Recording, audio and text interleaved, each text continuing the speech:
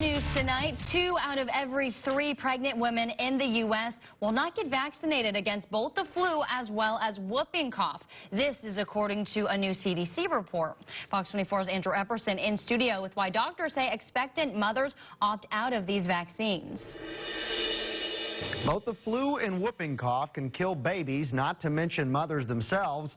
When pregnant women get vaccinated, they pass along the antibodies to fetuses that protect them when they're newborns, too young to get the shots themselves. But a CDC report shows expecting mothers aren't overwhelmingly flocking to get these vaccines. The agency surveyed more than 2,000 women. Only 35% said they're getting both vaccines. Dr. Randy Conover is a family physician in Centerton, and he says people avoid shots for various reasons that aren't necessarily true. Some of them feel like they get the flu if they get a vaccination.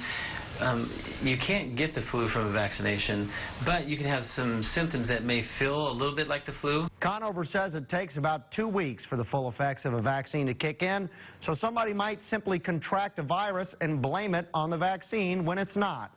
He says the medical community recommends getting vaccines in the 2nd and 3rd trimesters. Up to 2 weeks postpartum, that's when women are the most susceptible to getting the flu. In studio, Andrew Epperson, Fox 24 News.